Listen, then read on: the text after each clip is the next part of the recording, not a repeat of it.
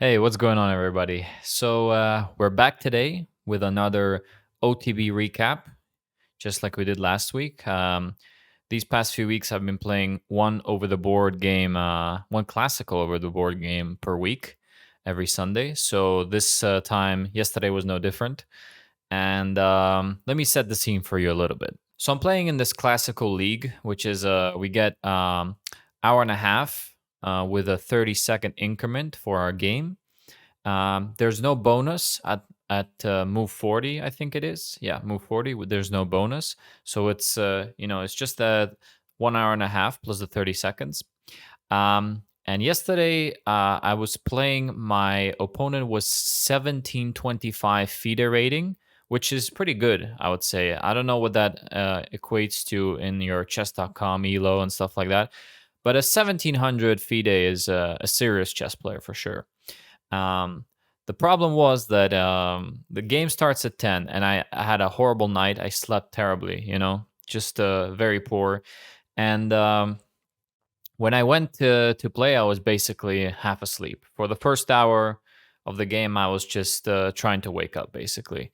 And you'll see that when it comes to the opening, there was just some details that I just kept missing and wasn't calculating properly, really. So when I first sat down on the board, I just arranging my pieces, and then my opponent says that he recognized me, and I really didn't remember the guy. But he gave me some details about a tournament that he played in a few months ago, maybe like in summer, in August or something. And I started to recall that I went to this tournament. It was like a rapid tournament and we had like 10 plus 3 games. And I played the guy actually before. And I didn't remember him physically, but I actually did remember the game that he mentioned. Yeah, I was playing with black. We were equal, and I think at the end I was low on time and missed the tactic, and I lost the game. So this guy was coming in with a kind of psychological advantage, I would say, because he knew he had beaten me previously. And I guess he wanted to mention that just maybe to throw me off kilt a little bit, but I was so sleepy I didn't even register half of the things he was saying. But anyways, okay, guys, let's get into the game. It was a long game, by the way. When we finished, I think it had been like about 4 hours and a bit, just because we made a lot of moves, and then the 30-second increment, of course, kicks in. So okay, I was playing the white pieces, and I started with e4, and he surprised me a little bit because he played the Scandinavian, and I don't really face the Scandinavian too much outside of blitz. I took, of course, he played knight f6, and I knew the theory was d4, and then you develop knight f3 or play c4, something like this. That far I knew. So after I played d4, he recaptured with the knight, obviously. And I could play knight f3, I could play c4. I chose to go c4, take control of these central squares. And my opponent moved back to b6. Okay, so at this point, I just wanted to develop. So knight f3 is a logical move here, and he pinned it. So bishop g4. Okay, so this is where my first inaccuracy comes in, because I thought that, okay, let me ask this bishop the immediate question of, do you want to trade or do you want to, go back? So I played h3. However, h3 is not great because I overlooked that after we take here and he captures the pawn here, when I capture his pawn on b7, I'm not actually attacking the rook because the knight on b6 protects it. So yeah, my sleepy head didn't see this. It's still better for white at this point, but yeah, it's not something that I want to go into. But okay, I overlooked that, and he did as well, apparently, because he just went back. And I immediately wanted to defend my center. I didn't want him to take. I take with the queen, and then he takes on d4. My pawn on d4 is a great pawn. Okay, so I think everything is logical here. He played knight c6, and the computer says I have a pretty significant advantage here. However, my fear, which is again unfounded, I would say, you know, after I look at this with the engine. If I play d5, he attacks my knight, which is pinned. And then here I would have to play g4. I think that's really the only move, right? Or engine says knight b to d2 as well is a possibility. However, then this pawn's hanging, and I just didn't really see how this was good for me in the long term. So I abstained from playing d5 immediately, and I just wanted to deal with this pin. So I played g4 instead. He went back with the bishop, of course. And once again, I made an inaccuracy. I wanted to play knight c3, but my fear was that he would play knight b4, and then he would start getting in here. But again, rook c1 just solves the problem, really. And after I can kick out the knight, and it's fine. So yeah, unfortunate. I played bishop d3, trying to trade this bishop just so he didn't have this long diagonal. And I know this isn't great. It says it's 0, so it's fine. But I could have definitely taken a greater advantage in the opening. At this point, he played e6. He didn't want to take, so he wanted me to take him. I wanted him to take me because, I would recapture with a queen. But now that he opened up his bishop, I just played a3 because I don't want the knight to come there, and I don't want the bishop to go to b4 either. So I thought that was a pretty logical move. He played the bishop to e7. I played knight c3. And at this point, he made a strange move. I can understand his idea. He played knight to a5, attacking the pawn on c4 twice. And let's say if he takes, I take, he would recapture and win a pawn here. So I thought about taking him first and then maybe pushing c5. But I thought that pushing c5 immediately seemed also like a good alternative. So that's what I did, c5. I believe that he went knight d5 here. Logical, he puts his knight in the center. It's a good piece. And here I finally traded. He recaptured with the h-pawn. And I gave him this check. That was my idea. Gave him this check, threatening the knight. So he has a couple of ways of defending. He played the best move according to the engine, although I thought knight c6 is probably better, but he played c6. Okay, so he plays c6, of course, stopping the check and protecting with the queen. At this point, I thought the game was, it was equal. I didn't have any advantage. I didn't think he had any advantages in particular. One idea I had was to put, that's what I did. I put the knight on e5 with the intent to cover c4 a little bit more. And then maybe after I trade, I could, or if I just play knight e4 later, I could try to trap this knight because it was on the edge of the board and it's only defended by the queen. Didn't really have any backward escape squares over there. So I thought maybe if he doesn't do anything or he does something silly, I can play knight e5, knight e4, b4, and trap this knight. That was the idea, at least. He played bishop f6. He didn't like my knight in there, I guess. And at this point, I thought for a while, and I castled queenside because my idea was to have this rook down this file, and in case everything opens up here after he captures, his knight would be pinned to his queen. He actually also thought for a while in this position, and after like maybe 10 minutes or so, he castled, which I didn't think was great because his rook was pressuring on h3, and now that threat's gone. And yeah, I just didn't think much of that move, to be honest with you. So after he castled, I decided to put my knight on e4 with ideas of going to d6. And he played b5, which I thought was a great move. Because let's say that I take here, he would recapture probably with the pawn. And now he's got this open file for the rook. He can start pushing his pawns. He has a lot of activity here. I didn't like the look of that. So when he played b5, I played queen c2. A retreating move, but I think it's better than taking and opening up his rook and giving him all of that activity. And here he played pretty well. This is where he started to get a bit of an advantage. I took my knight, I recaptured, of course, and then he played knight to c4 because now it was supported by the b5 pawn, right? And he's got a couple threats.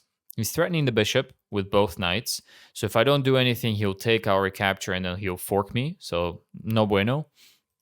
But at the same time, he's attacking the e5 pawn, and I got to do something about it. I can't play f4 because then my bishop would be hanging, and I can't really protect with the bishop because the knight covers that square as well.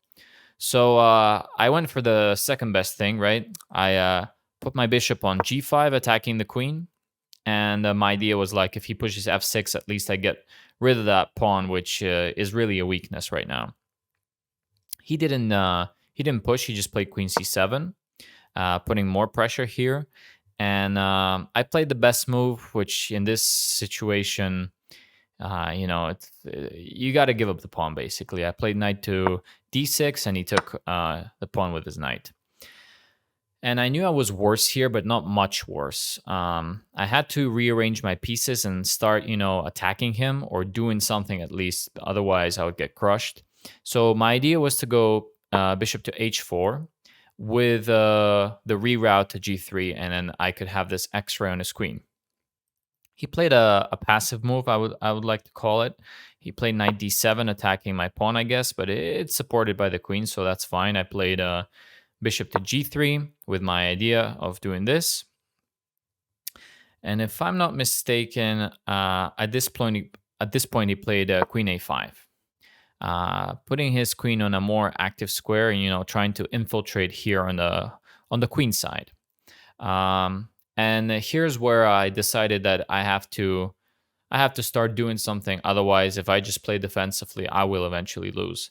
So my move was h4, which is, by the way, supported by the engine as the best move, which I'm happy to see, of course. In this position, he played knight f6. I guess his idea was to add some defenders to his king side, and I just continued with my plan h5. Here he actually made a mistake. He took my pawn, and this is where I missed a big chance, I think, because instead of what I did, which was recapture, and I played this move so fast as well. It was one of those takes, didn't think anything of it.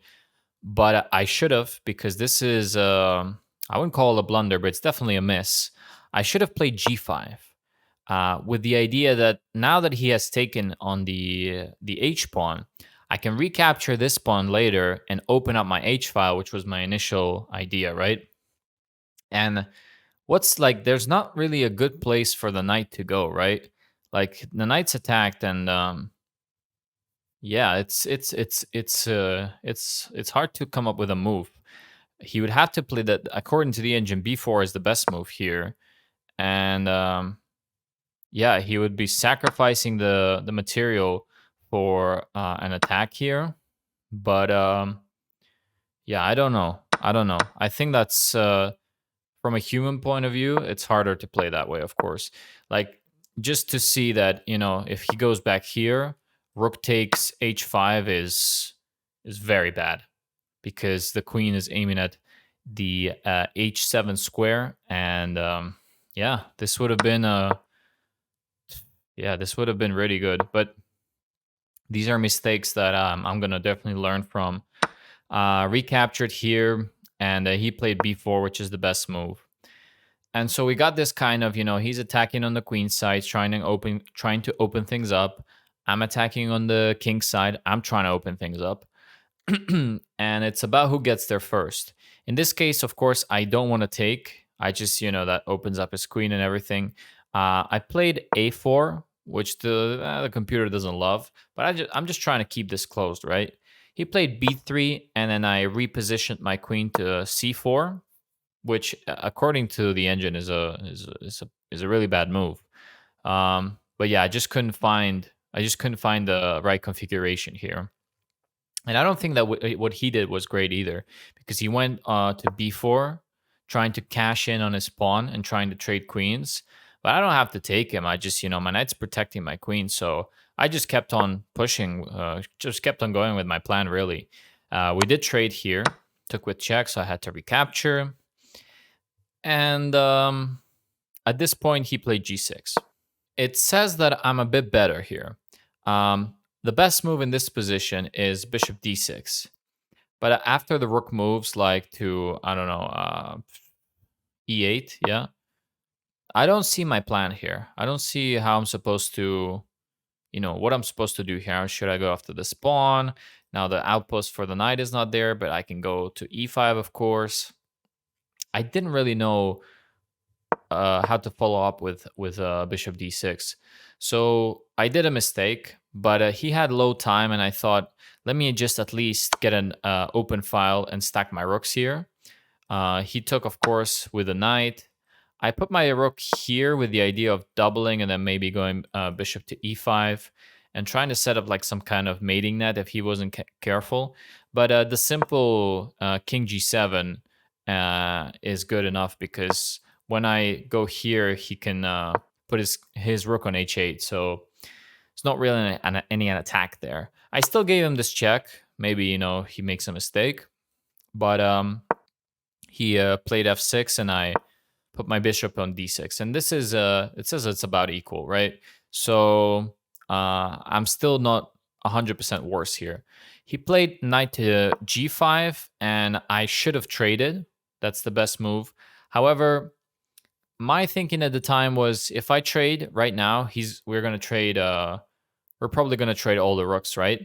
So let me try to avoid that by playing back like this, which is not good at all, apparently. He traded and I took back, but at least, he could try to go for this now.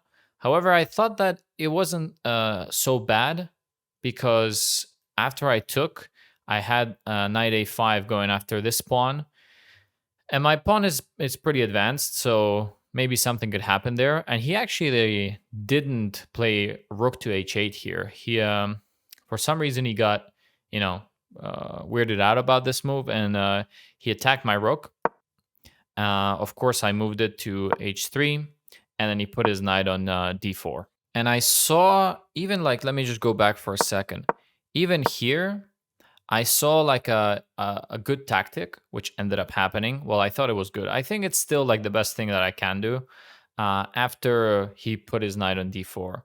And that is that after I continue attacking his knight and he defends with e5, I can actually sacrifice my knight. And if he retakes, I take with check, and he loses his knight, and I recover my pawn deficit. So that's what ended up happening. He played knight d4, I attacked, he played e5, and then knight takes e5 is one of the best moves. So that's what I did. Took here, and he realized at this point that, he can't take back. And I just want you also to take into account that we're both on low time here. I've got maybe 7-8 minutes. He's got maybe 1.5, approximately. So, if we don't find the best moves, it's because of that, definitely.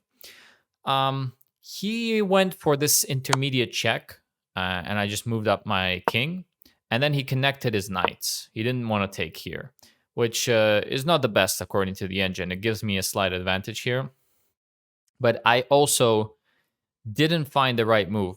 I thought of this move, because if he takes, and then taking here was my idea. But also, I played this because I could sacrifice for the 2 knights, right? I could take 2 knights for a rook, and then I thought I was up 2 pieces. But of course, this knight would be hanging at the end. So I miscalculated here as well. I made a slight mistake. Better than rook e3 was rook f3. Rook f3 solves my problems, because if he does take now, I take with check, and he has to move somewhere. And then this would be just a rook endgame with same pawns, right?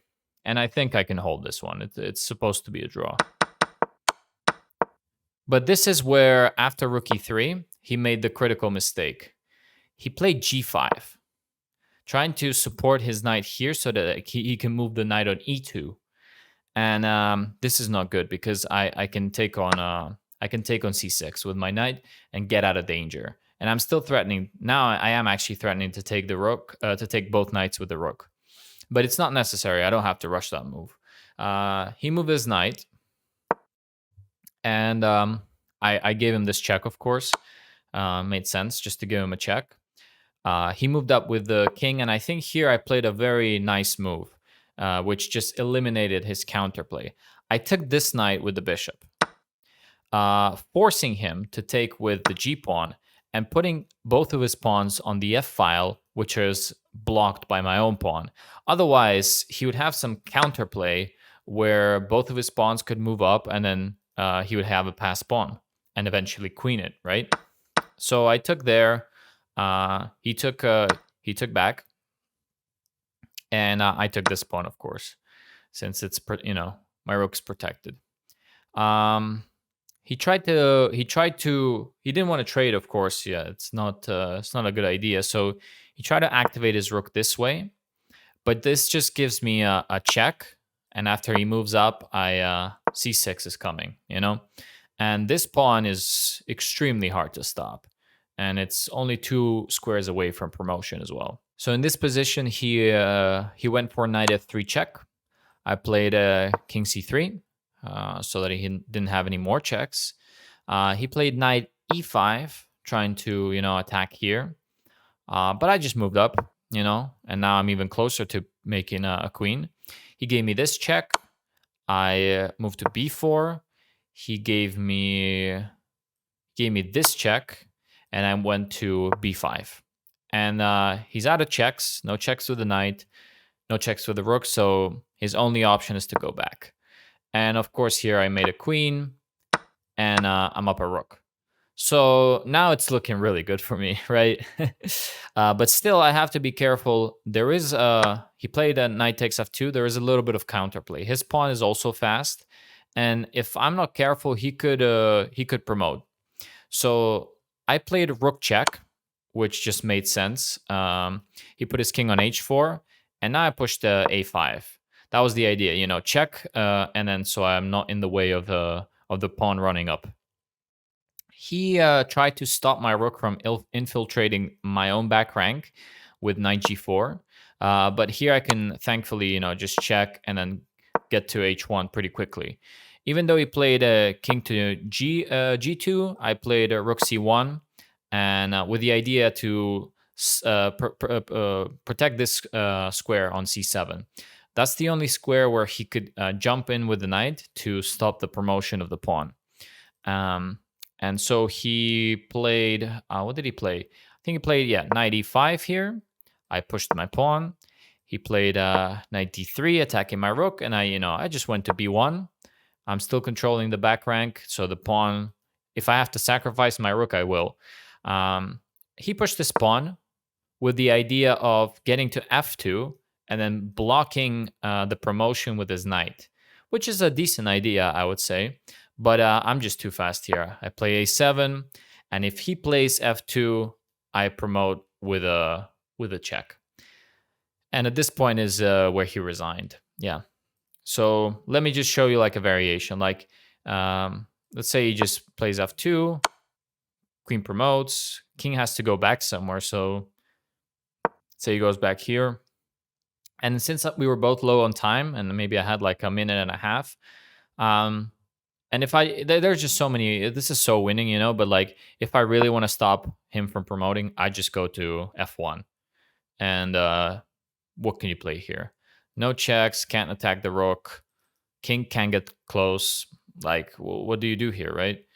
So yeah, he resigned, and that was a really long game.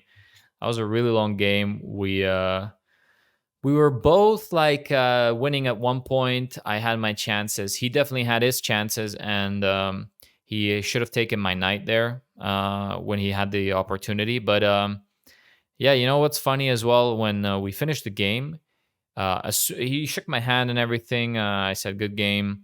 We signed our, what do you call them? Sheets, But his reaction was a bit surprising to me because as soon as we finished, he kept saying, "Oh, I was better the whole game. I was better the whole game," and kind of complaining about it a little bit, which I didn't really understand.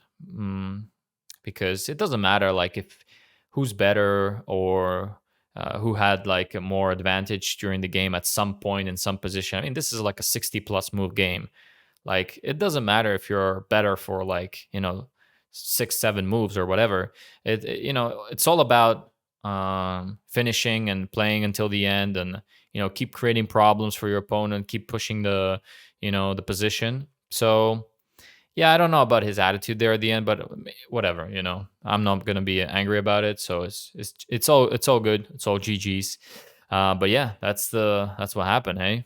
And yeah, this guy was pretty high rated. 1725. It's not my best victory. I've beaten somebody who I played who was 1750 something or even 60 something FIDE. I actually beat that person twice. I played him twice in a game. Those are rapid games. So yeah, I'm pretty happy with the victory. I hope you guys enjoyed. Hope you enjoyed, and yeah, hopefully you also can learn something from this game. Hopefully as much as I did. Yeah. All right, everybody. I'll see you all tomorrow. Peace.